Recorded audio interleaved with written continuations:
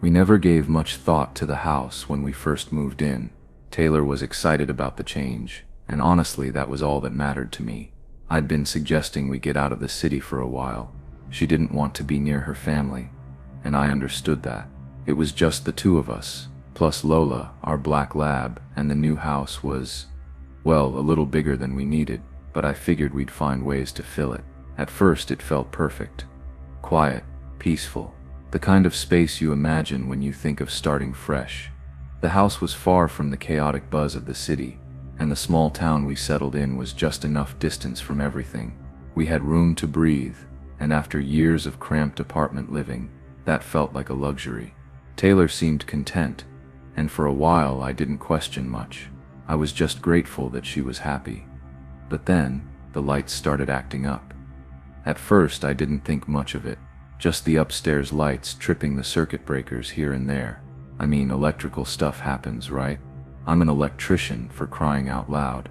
I know this kind of thing. The load probably wasn't balanced right, and it'd be an easy fix, so I kept brushing it off, like it was nothing. Minor issue. I'd get to it when I had time, but that's the thing, each time it happened, it felt a little more off. The way the lights flickered before going out completely. It was subtle, but it was enough to make me pause.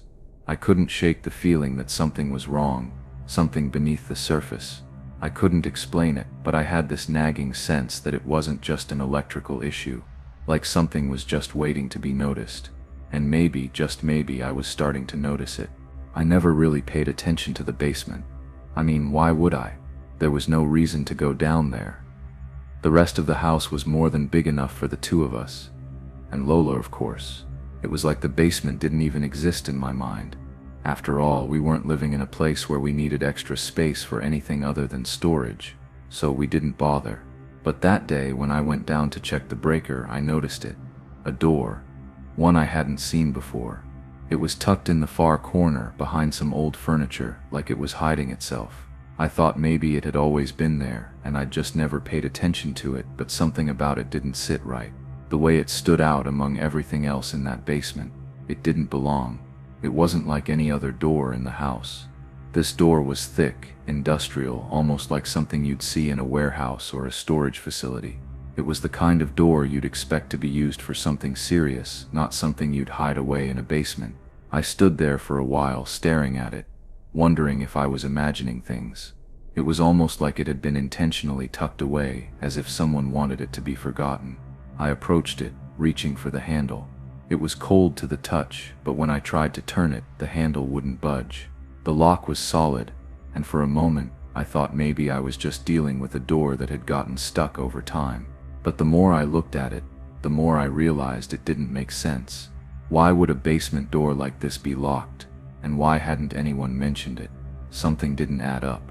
The questions started stacking up in my mind, each one heavier than the last. Why was this door hidden away? And what was behind it? I couldn't shake the feeling that I had to know. I had to get in there. I wasn't about to let it go. That door, that strange locked door, it was gnawing at me.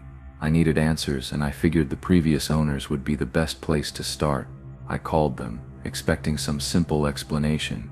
Maybe something benign like a storm shelter or a panic room. Nothing unusual, just an ordinary feature of an old house. Something that might have been a selling point they forgot to mention. But that's not how it went. The phone rang a few times before someone picked up, and when they did, I was met with silence. It was the wife who answered, her voice sounding almost too calm, too rehearsed. I asked about the door, and she hesitated. There was this long pause, way too long, before she finally told me it was just a safe room, something for storms. I almost bought it. Almost. But then she said something strange. They'd lost the key. Lost the key? How convenient. They had given us keys to every other door in the house, but somehow the key to the locked door in the basement had disappeared. I tried to brush it off, but it didn't sit right with me. The way she said it, the way her voice dropped just enough to make the whole thing feel like a secret. Like she was trying to shut me up, trying to make me forget about it. The more I thought about it, the more I realized something was wrong. It wasn't just the locked door. It was how they acted, how they avoided the question without actually answering it. I kept replaying the conversation in my head. The pauses, the weirdly defensive tone, the calmness in her voice when she told me to ignore it. But I couldn't. I couldn't just let it go. Whatever was behind that door, whatever they were hiding, it felt too important. I had to know what was really going on. I couldn't just sit on it anymore. That locked door, the questions it raised, it was eating away at me. I had to know what was behind it. I couldn't help but feel that whatever was hidden there might explain everything.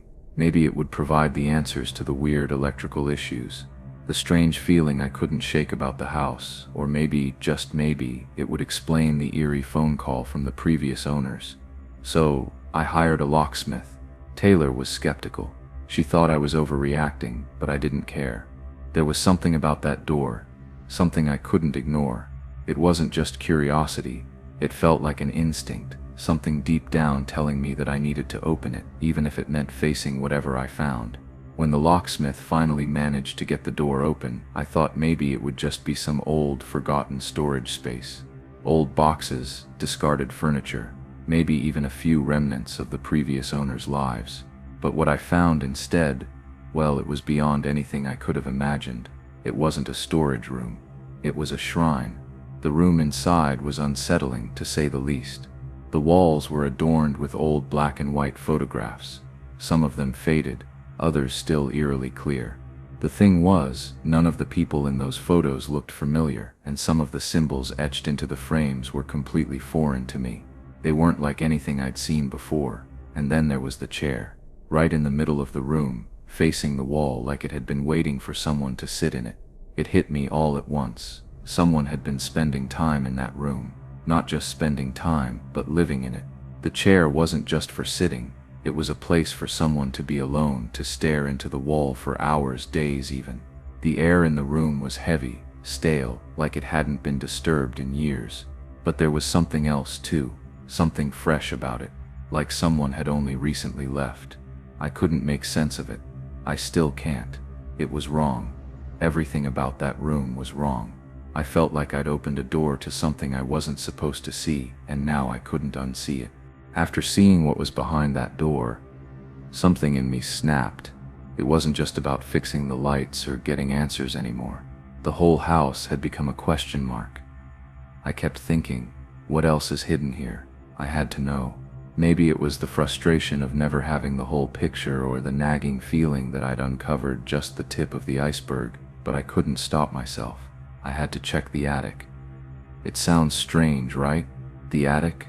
But I hadn't even thought about it before. I was so focused on the basement, so consumed with that locked door and the strange room I'd found. But now, it felt like I couldn't leave any stone unturned. I knew I wasn't going to get any peace until I did. When I finally climbed up into the attic, I wasn't prepared for what I found. It was more of the same. Old, worn journals, photographs that had been tucked away, strange markings scratched into the beams. But there was something off about it all. The more I dug, the more I started piecing things together, but it just didn't add up. The journals, for example, each entry was more disturbing than the last. It was like reading the notes of someone who'd been slipping further and further into something dark, something twisted. Each page seemed like it was part of some ritual, like they were preparing for something, maybe even waiting for something. The symbols that kept showing up, the strange phrases, none of it made sense. What kind of family lived here before? What was going on in this house before we even moved in? The deeper I went, the more unsettled I became. There was no way the people who had lived here before us were normal. This was all wrong, twisted even, but I couldn't put it all together. It was like I was trying to solve a puzzle where the pieces didn't fit, where the clues just kept slipping out of reach. The more I uncovered, the more questions I had, and the more I realized I was never going to get answers. This place, this house, it felt like it was designed to make me search but never find. It was starting to break me, but I had to keep going. There had always been a cellar door. It sat there, unremarkable, tucked away in the back corner of the basement. I never gave it much thought, never felt the need to open it. It just seemed like part of the house, an old, forgotten thing that had no real significance. But now, with everything that had been happening, it felt different. Everything had changed, and I was starting to see the house for what it really was, a place full of secrets. I don't know why I went to the door that day. Maybe it was instinct, or maybe I was just trying to find a reason for all the strange things happening. But I went over to it, and for the first time since we moved in, I decided to open it. And there it was, another door, hidden just like the first one. Why hadn't I opened it before? Why hadn't I noticed it? I don't know. All I could think about was how normal it had seemed back then, how much I had missed. As I opened the door, I was struck by a deep feeling of dread. Beyond the door, there were stairs, a narrow, steep set of stairs that led deeper into the house, deeper than I had ever thought to go. I felt like I was standing on the edge of something huge, something that had been right under my nose the entire time, and I had never noticed. The realization hit me hard. Someone had been using that door. Someone had been coming and going, living in this house, slipping through spaces I hadn't even known were there.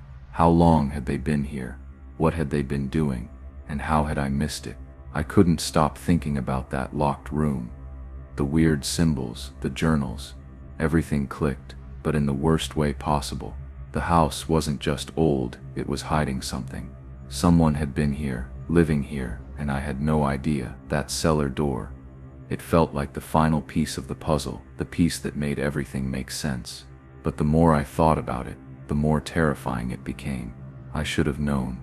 I should have asked more questions. But now it was too late. The truth was in front of me, and it was worse than I could have imagined. I couldn't just leave it open. The cellar door, the stairs leading deeper into the house, deeper into something. I knew I couldn't let it stay like that. Couldn't take the chance that whatever or whoever had been using it would come back. I didn't understand what was happening, but it didn't matter. I just knew I had to do something. Anything. So I locked the door, sealed it shut. I piled up every piece of heavy furniture I could find, an old dresser, a couple of bookshelves, anything to block the entrance. It felt like the right thing to do, like it was the only way to make sure no one could get in again. I kept telling myself that it was over, that I had done everything I could, but even as I finished, even as I stood there, staring at the barricade I had created, I wondered, was it enough? Could anything really be enough? What if whatever or whoever had been hiding in that basement, or in that attic, or behind any of those other doors, wasn't just waiting for the right moment? What if it had never left? I don't know how long I stood there. It was like my mind was spinning in circles, caught between the need to make things right and the awful, gnawing feeling that it wasn't enough, that it could never be enough. The police came, of course. I called them right after I locked everything away, but it was a waste of time. They came, took down the report, asked the usual questions, made the usual promises. We'll look into it, they said, like that would change anything, like they could fix this with a few routine checks. But the more I thought about it, the more I realized this wasn't something they could just solve with paperwork, not with a report, not with a phone call. Whatever had been here, whatever had been living in this house, it wasn't something that could be fixed, and I knew it. I knew it because, deep down, it wasn't just about what had been hiding. It was about the fact that I'd never truly understood the house I was living in, and now it felt like it had swallowed me whole, and no matter what I did, it was never going to let me go. When we moved into the new house, I thought it would be a fresh start, a way to escape the cramped apartment life we'd been living in the city. It wasn't that we were unhappy there, but with 3 kids and constant noise, we had reached our breaking point.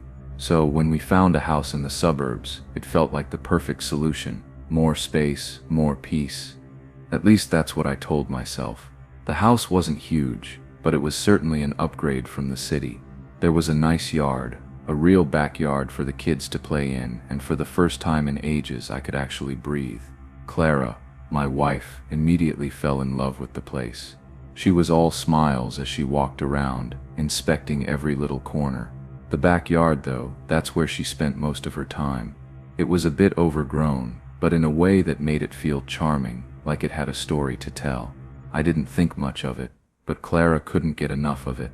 What really drew her in were these old statues scattered around the yard. Some of them were a bit weathered, others were downright eerie. They had a sort of medieval Game of Thrones vibe to them. She was so enthusiastic about it. They add character, she said. I just nodded, not really caring. I was glad to finally have some space for the kids to run around. A yard was a yard, in my mind. Still, something about those statues unsettled me. They weren't quite right, but I told myself it was nothing. After all, Clara was happy. That was what mattered most. It was just a few days after we had moved in when I first noticed something off. I had been looking out the window, taking in the yard, trying to convince myself that everything was normal, that the move would be a fresh start, just like I'd hoped. That's when I saw it, one of the statues, an angel I think, was turned the wrong way. Instead of facing the house like the others, it was facing away, staring into the yard. I couldn't remember if I had seen it like that before. Maybe it was just my imagination, or maybe I'd missed it during our move.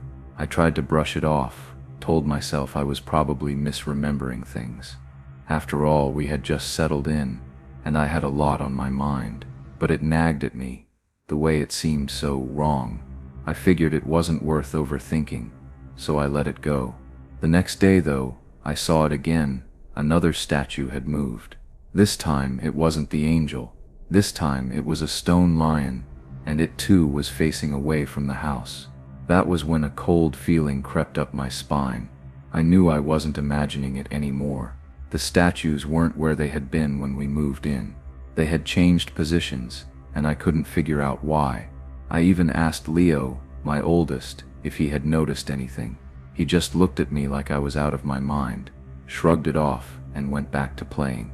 No prank, no explanation, but there was something unsettling about it, something I couldn't put into words. I tried to convince myself it was just a coincidence, just a weird thing that happened.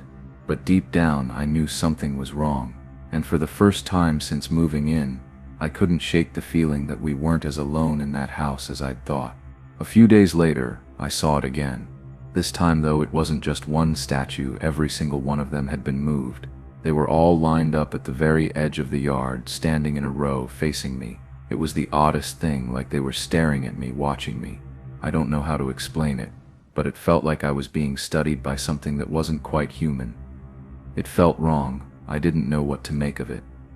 My heart rate quickened as I stood at the window, staring out at the strange formation. There had to be an explanation, but I couldn't come up with one. I told myself I needed to check them out. Maybe it was just another weird coincidence, or maybe I was just being paranoid, but I had to know. So I went outside. My nerves were on edge as I walked toward the statues, my steps hesitant. They didn't seem any different at first, just weathered stone. Still, but when I reached the first one, a sinking feeling hit me. I tried to lift it, just to see if it could have been moved easily by someone. The thing barely budged. These statues were heavy, way too heavy for me to move by myself.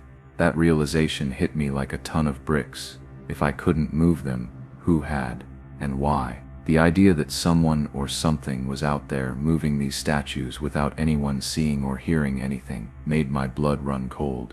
When I told Clara about it, she just shrugged it off. "It's just a weird coincidence," she said, as if that explanation could make any sense of it. But something inside me didn't believe that. I couldn't shake the feeling that there was something more going on here, something I couldn't explain. It was like I was missing a piece of the puzzle, and it was driving me crazy. It was one morning when I was out in the yard trying to clear my head. That Mrs. Thompson, an older woman who lived a few houses down, approached me. I hadn't really spoken to her much since we moved in, but she always seemed like a friendly enough neighbor. That morning, though, her expression was different, more serious, almost tense. She hesitated for a moment before she spoke, and when she did, her voice was low, as if she didn't want anyone to overhear. "You need to be careful with those statues," she said, her eyes darting to them as if they were somehow listening. "Leave them as they were." There was something about the way she said it that made my skin crawl. She didn't elaborate, just gave me this tight-lipped smile, and walked away without another word.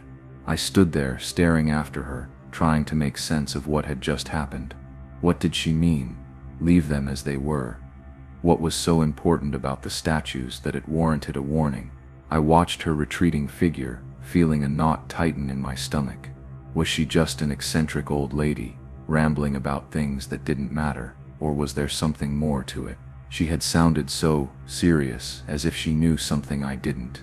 The more I thought about it, the more I realized I didn't know what I was dealing with here. Maybe I had missed something. Maybe there was some kind of history with this house or these statues that I had overlooked. But as the days passed, I couldn't shake the feeling that I had unknowingly stepped into something I shouldn't have. Something old, something that didn't want to be disturbed. It was a weekend morning when I first saw it. I had just stepped outside, ready to get some fresh air and start the day. But then, I froze. My heart sank when I saw the spray paint splashed across the back wall of the house. "Go away," bold, angry letters.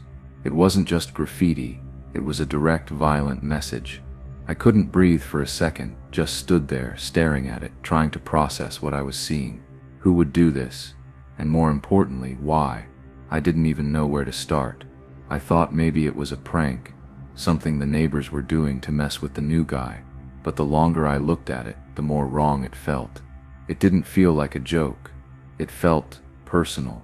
Someone wanted me gone, but who? Why now? And how the hell did they get onto my property without me hearing a thing? My mind raced as I started searching the yard, frantic, my eyes scanning every corner, every shadow, expecting to find someone lurking just out of sight. But the yard was empty, silent, no sign of anyone. I called Clara out to see it, and she was just as shaken as I was. We called the police, of course, but they didn't have any leads. They took down a report and told us to stay vigilant, but they didn't seem to think much of it. They even suggested it was just some kids from the neighborhood acting out, but I didn't buy that. The message felt too deliberate, too calculated. As much as I tried to convince myself it was some random act of vandalism, I couldn't shake the feeling that this was just the beginning. Whoever did this, whoever was behind the statues, the graffiti, the creeping sense of dread that had been growing, was still out there, and they weren't done yet. I couldn't explain it, but I knew in my gut that something much worse was on the horizon. The worst part of it all came that night. I'll never forget the sound of Clara's scream, the kind of scream that instantly pulled me out of whatever numb, exhausted state I had been in. I rushed into the living room, my heart already pounding in my chest, and she was standing by the window pointing outside. Her face was pale, eyes wide with terror. "Look," she whispered, almost breathless as she motioned toward the backyard. I didn't want to look, but I had to, and when I did, my blood turned cold. There were 5 figures standing in the yard, eerily still, all wearing white face coverings. It was like something out of a nightmare. They didn't look like people at all. They looked like shapes, strange shapes moving in the dark. But it wasn't just their appearance that unnerved me. It was how they moved. They shifted in jerky, disjointed motions, almost like puppets with their strings pulled too tight. Their movements didn't make sense. It was unnatural, wrong. It made no sense. But I could feel it in my gut. The fear, the danger. They weren't just standing there for some creepy show. They were there for a reason. I couldn't figure it out, but I knew they weren't just harmless. I couldn't think straight. Adrenaline hit me like a freight train. I grabbed the biggest kitchen knife I could find, my hands shaking, and bolted outside. My feet felt heavy as I moved toward them, but as I got closer, my courage faltered. There were 5 of them, and just me. They could be armed. They could be dangerous. In that moment, I realized how stupid I was. Alone, exposed, I turned and ran back inside, slamming the door shut behind me. By the time the police arrived, they were gone, just vanished. The yard was empty, silent, like nothing had happened at all. They searched the area but found no trace of them, no footprints, no evidence. It was as if they were never there, but I knew they were. I felt it in my bones. The whole thing was too real, too terrifying, and yet there was nothing. No explanation, just questions, and the nagging feeling that whatever this was, it wasn't over. Not by a long shot. After that night, there was no way I could ignore what had happened. I knew I needed to take some kind of action, even if I still didn't understand what the hell was going on. I couldn't just wait for the next bizarre, terrifying thing to happen. So, I did what seemed like the only logical thing at the time. I installed security cameras around the house. I wasn't taking any chances anymore. Clara wasn't happy about it though. She was beside herself, begging me to just pack up and leave, to move somewhere else, anywhere away from all this madness. But I knew it wasn't that simple. We couldn't afford to just up and move, not with everything we'd already invested in this place. So I promised her, as much for myself as for her, that if anything else happened, if something even remotely close to what we'd already experienced took place again, we'd leave, no hesitation. I would do whatever it took to keep her and the kids safe. The cameras went up, and life seemed to calm down. For a while there was nothing. No strange movements in the yard. No figures in the dark. The messages stopped. It almost felt normal again. But something inside me didn't relax. Every time I walked past the window, every time I saw a shadow moving just out of the corner of my eye, that cold, sick feeling crept up. I kept wondering, who were they? What did they want from us? And why? And most of all, I kept asking myself, will they come back? I didn't want to believe it. I didn't want to live in fear forever. But no matter how much time passed, no matter how many nights I slept with the cameras recording, I couldn't shake the feeling that the nightmare was still out there, waiting. I remember the day I closed on my first house like it was yesterday. It wasn't anything extravagant, just a small, modest place in a quiet neighborhood. I had spent years saving, scrimping, doing everything I could to make this dream a reality. It felt like an achievement, a real one, something that was finally mine, a step away from the chaos of living with my parents and 3 siblings. The thought of peace, of silence, was intoxicating. At least that's what I told myself. I thought I'd be relieved to leave the constant hum of family life behind. The noise, the mess, the energy that never seemed to die down. But when I finally moved in, everything felt different, quieter than I could have ever imagined. The silence in that house was suffocating. It was like the walls themselves were pressing in, reminding me I was alone. Alone in a house that didn't quite feel like home yet. I kept asking myself, was this the right choice? Had I made a mistake? Maybe I wasn't cut out for this kind of solitude. The thought of going back home crossed my mind more than once, but I told myself it was just a phase. The empty echo of the house, the coldness of it all, it would pass. I'd get used to it. I kept telling myself that, day after day. Eventually I'd settle into this new life, wouldn't I? The stillness would fade, and the house would begin to feel like mine. But deep down I wasn't so sure. I spent a lot of time on the tiny balcony of my new house. It became my place of peace, a moment to step outside and just breathe. The view wasn't much, but it was mine, and it gave me the space to clear my head, especially when the stillness of the house began to feel overwhelming. My neighbor, Mrs. Liu, lived next door, but I'd never actually seen her. Her house always seemed off. From my balcony, I could see that the lawn was overgrown, the weeds pushing through the cracked sidewalk. The house itself looked like it had been neglected for years. The paint was chipped, and the windows, always shut, always covered, made it feel like no one was home. Not really. There were no sounds of footsteps, no voices drifting over the fence, no cars coming and going. In fact, there was never any sign of life. It was like her house didn't even belong on the street. But then, every once in a while, I'd catch a glimpse of something. A light flickering in the window at night. Just a brief flash, then nothing. It always made me pause. Why was the light on? And who was turning it on? If no one ever seemed to be around, I couldn't help it. I started wondering about her. Who was Mrs. Liu?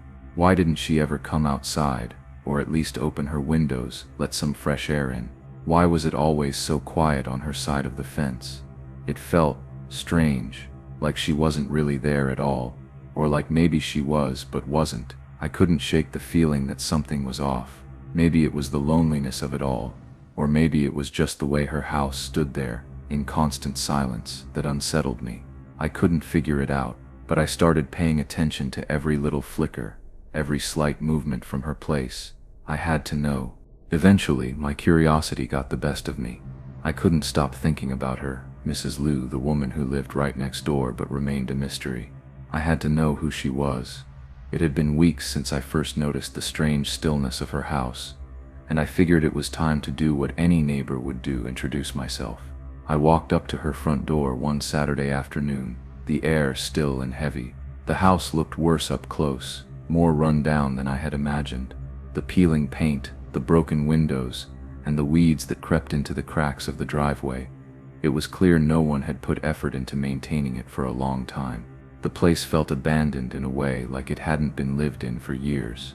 But still I knocked. I don't know why, but the moment she opened the door, I felt like I was intruding on something I shouldn't have.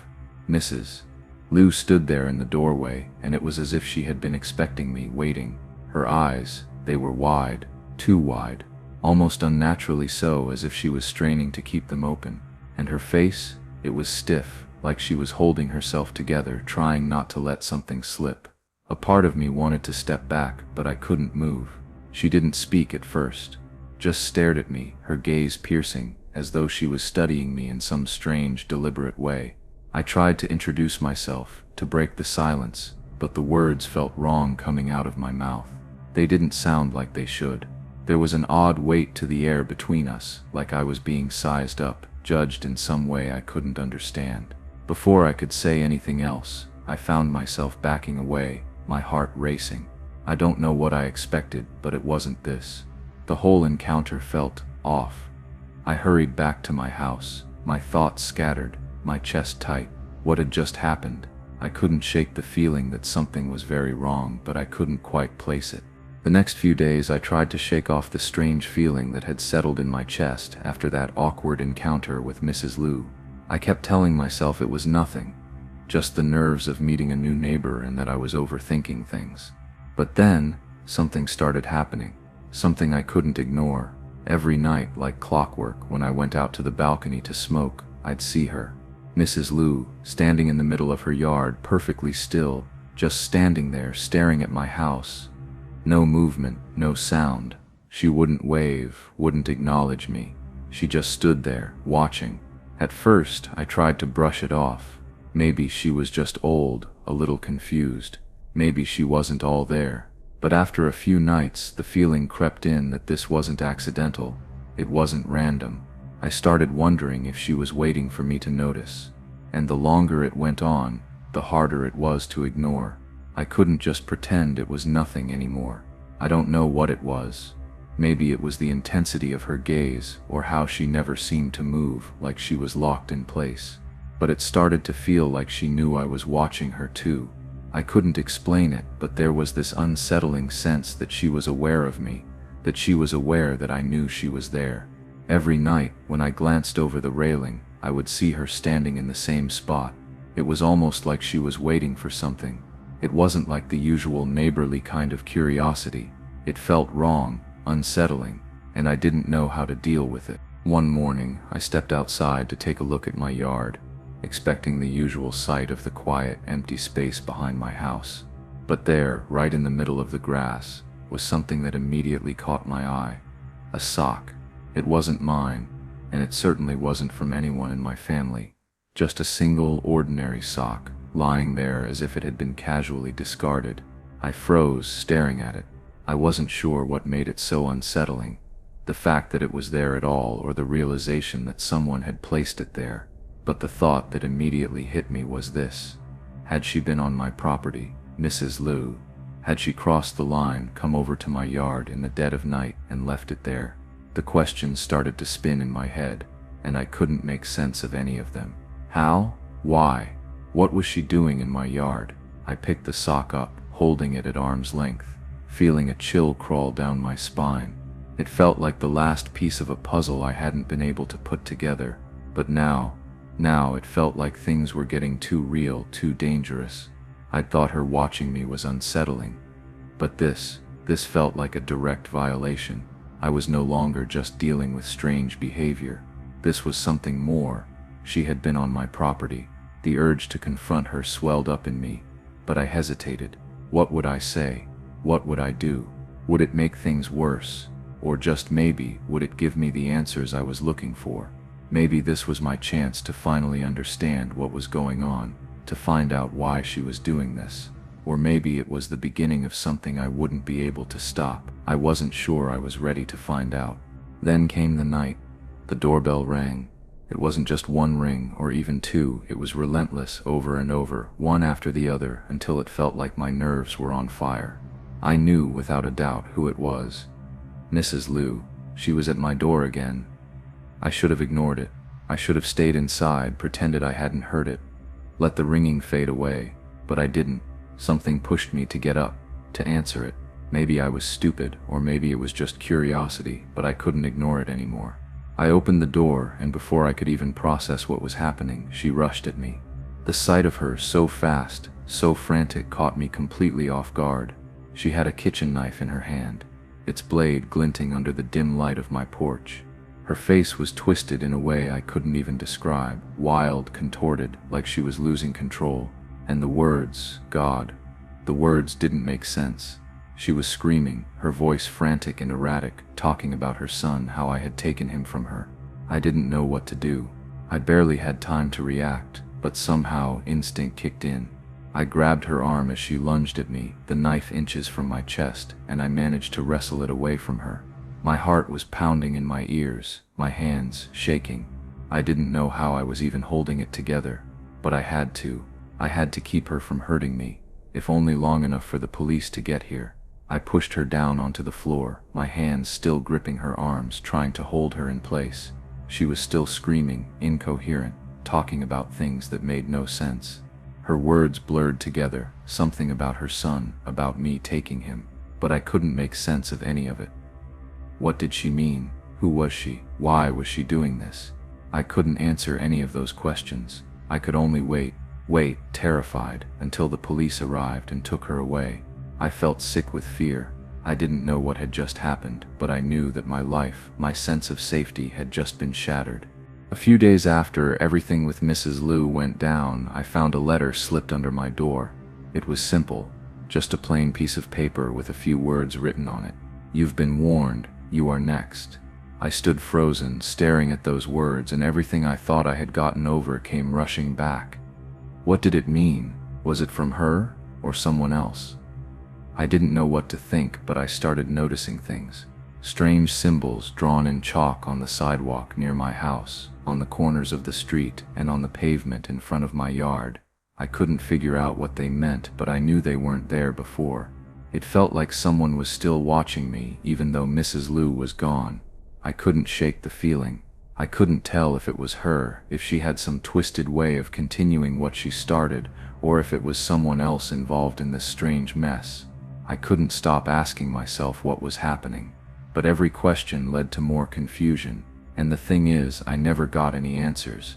The police took Mrs. Liu away to a psychiatric facility, and she was gone after that. But the tension never really left. Eventually, I ended up moving out, less than a year later. It wasn't just because of Mrs. Liu, it was everything. The constant feeling of being watched, of not understanding anything that had happened. I had to get out. Maybe it was the right thing to do, maybe it wasn't. But all I know now is that nothing about that place ever sat right with me. I haven't looked back, but I still don't know if I made it out in time.